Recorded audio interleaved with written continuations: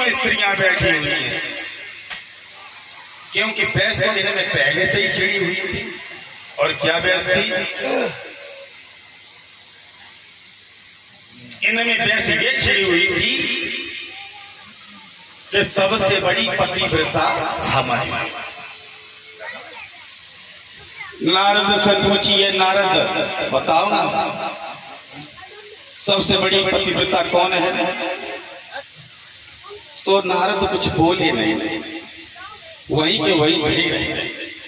कहने लगे, बोलो ना, इस संसार में सबसे बड़ी पतिव्रता कौन है? तो शारदा सबसे पहले अपने मन में सोचने लगी। क्या सोचा? शारदा सोच रही मन माई, और हमें छोड़ गई।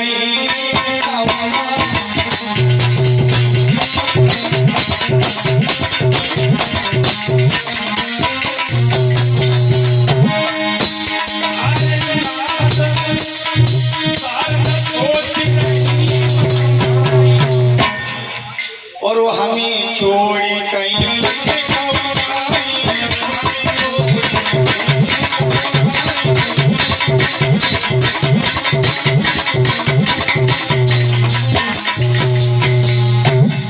सोचने लगी है कि हमारे सिवा और किसी को तो बता ही नहीं सकते, क्योंकि मैं तो ब्रह्मा जी की सेवा में हमेशा लीन रहती हूँ।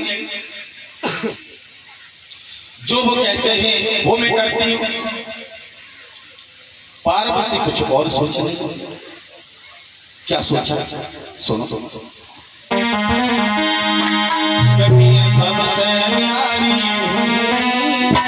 और पतिव्रता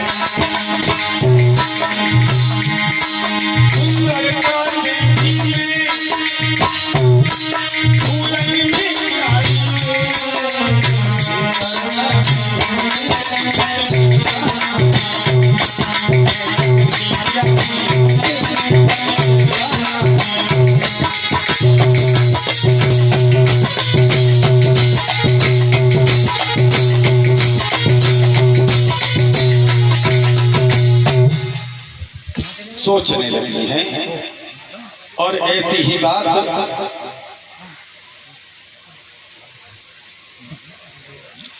लक्ष्मी जी ने भी सोचा है। अब इधर नारद से पूछने लगी है, बताओ भाई नारद,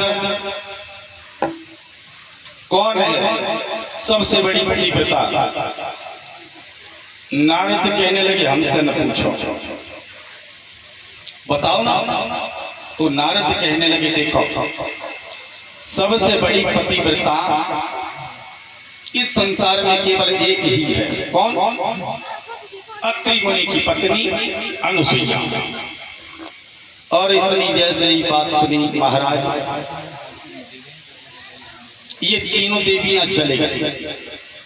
सोचने लगी, मैं अपने पति की सबसे प्यारी हूं, मैं तो हमेशा उनके चरणों में ही ध्यान रखती हूं, और नारद किसी और का नाम ले रहे। चले गए और देख लीजिए ब्रह्मा जी की से जो अत्रि हुए थे, तो कहने का मतलब ये है कि अपने लड़का की ही बहू से जले गए। तभी सब तुलसीदास ने लिखा है कि मोहन नारी नारी के रूपा और पन्नगार यही रीति अनुपा। स्त्री कभी स्त्री को लेकर के मोहित हो ही नहीं सकती।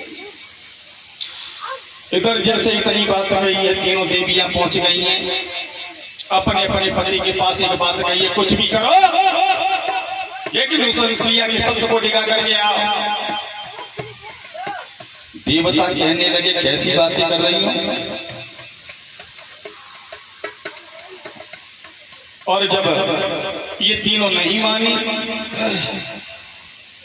बेबस कर दिया है अपने पतियों को कि कुछ भी करो, कैसे भी करो, लेकिन तुम अनुसुईया के शब्द को डिगा करके आओ।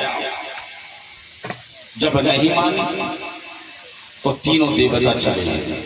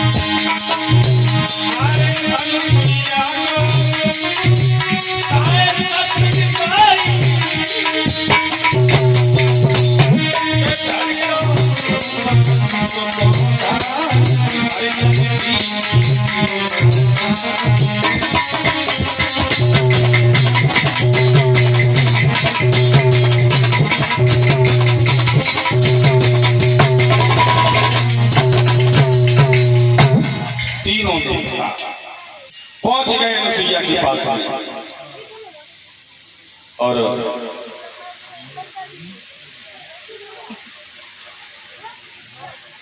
चले गए। जब देखा है ये मालिक साहब आए, इन्हें भेज दीजिए। मालिक साहब आप इधर आइए।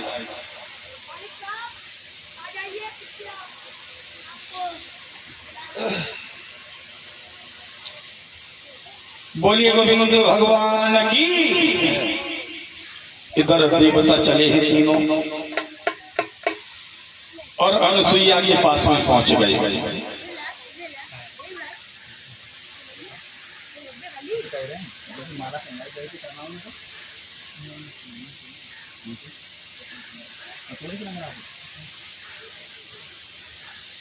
ध्यान दें, ये जो भैया महेंद्र सिंह नंगला पचौरी के रहने वाले हैं, इनकी तरफ से हमारे पास एक हार आया है 200 रुपए का।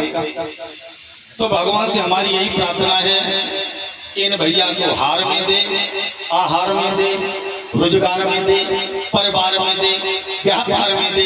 कहने का मतलब भगवान इनका भंडार धन दौलत से हमेशा भरे रहे, यही हमारी आशा और आकांक्षा है। बोलिए भक्तवत्सल भगवान की। माफ करें। और 11-11 रुपए से हमारे साथियों को भी सम्मानित कर रही है भैया। बोले गोविंद भगवान की। अब ये तीनों देवता पहुंच गए भक्तजनों। तीनों देवता पहुंचने के बाद में अनुसुईया से एक बात कही, अनुसुईया हमें बहुत तेज भूख लग रही है, हमें भोजन कराओ। अनुसुईया कहने लगी जरूर महाराज। बैठे कहने लगे ऐसे नहीं, हमें नग्न होके सुना वो भोजन कराओ। अनुसुईया सोचने लगी ये क्या बात कह रहा है नग्न होके, लेकिन वो भी बड़ी पतिव्रता थी, बहुत बड़ी पतिव्रता थी। तीनों देवता कहने लगे अगर भोजन कराना चाहती हो तो करा। वो भी निर्वस्त्र होकर के, ऐसे हम भोजन नहीं करेंगे, भूखे ही चले जाएंगे दरवाजे से। अनुसुईया ने सोचा अगर ये हमारे दरवाजे से भूखे चले गए तो हमें पाप लग जाएगा। उसने तुरंत ही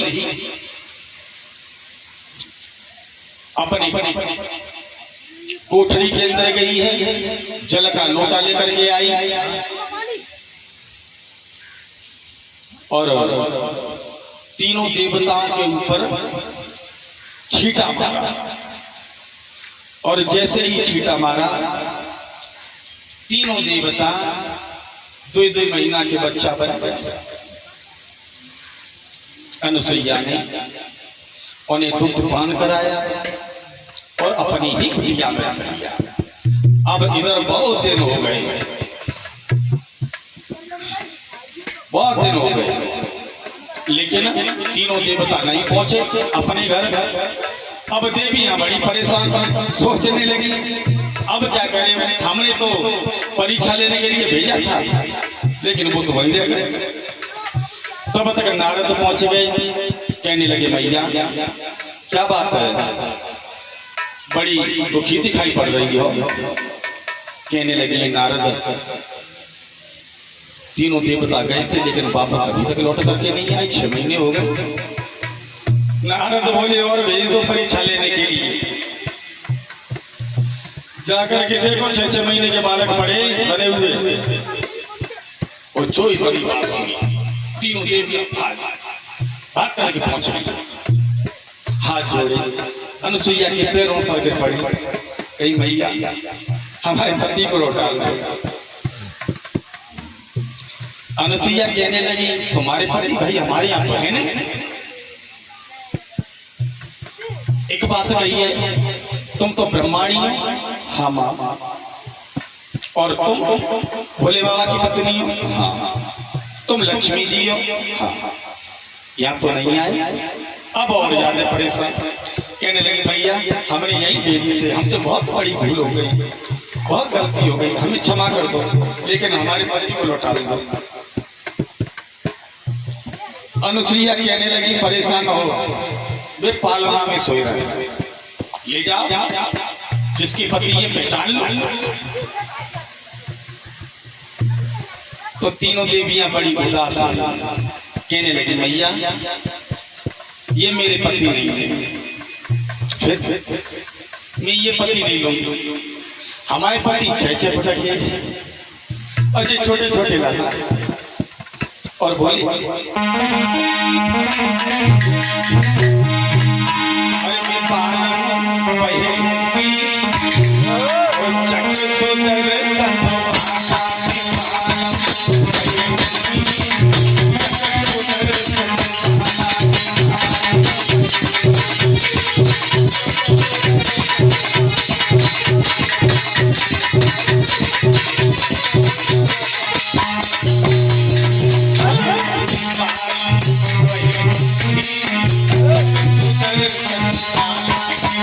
Thank you.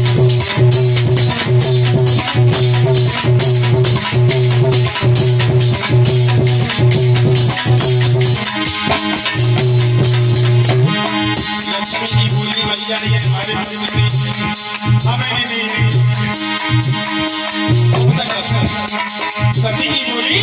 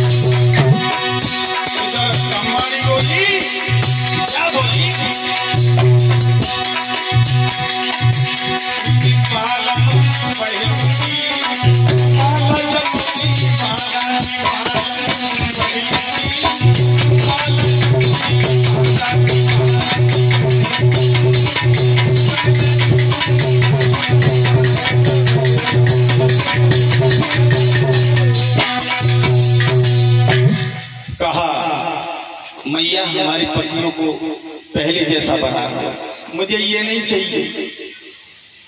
अनुसुईया से माफी मांगी है। इधर अनुसुईया ने उन देवताओं को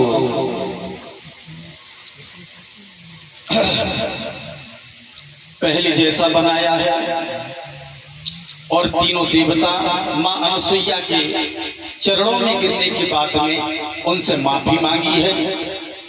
इधर तीनों देवता अपने अपने स्थान पर पहुंचे हैं।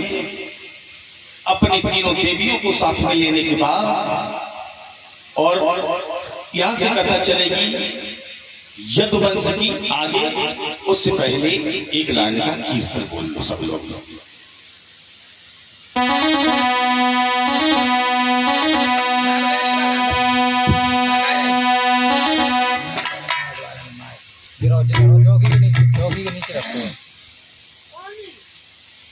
चौकी के नीचे माइक रखो तो देख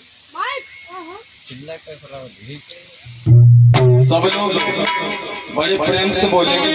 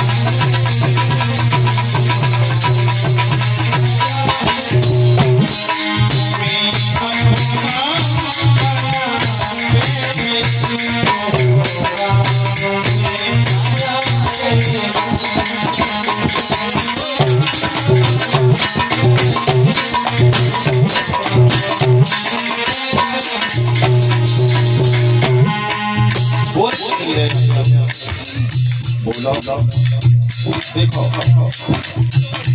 कीर्तन बोलने से आपकी वाणी पवित्र हो जाएगी, इसलिए कीर्तन बोलो।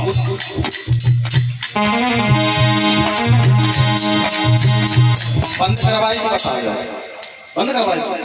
चलो इसलिए बजाना। लगन तुमसे लगा बैठे, जो होगा देखा जाएगा।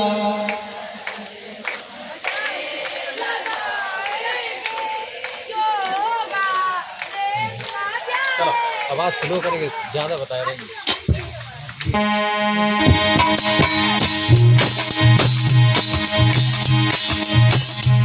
गोविंद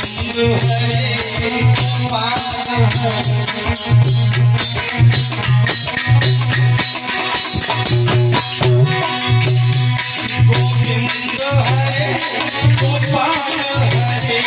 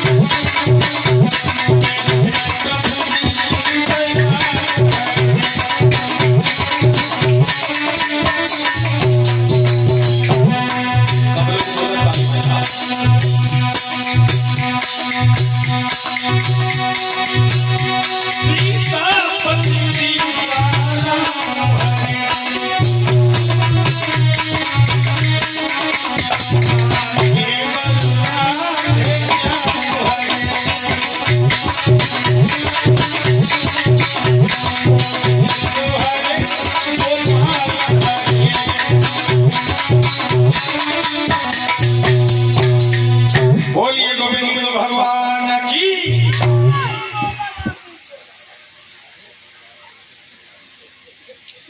अब आ जाइए, यहां से देखते हैं भगवान की कथा में आगे चंद्रवंश में। और महाराज ये चंद्रवंश बहुत बड़ा है।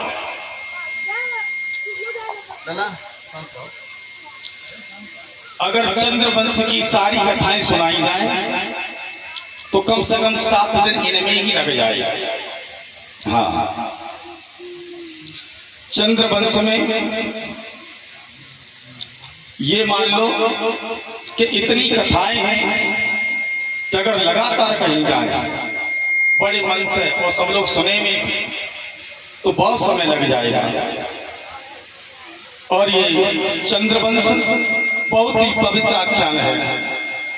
इन्हीं में एक राजा हुए आहू।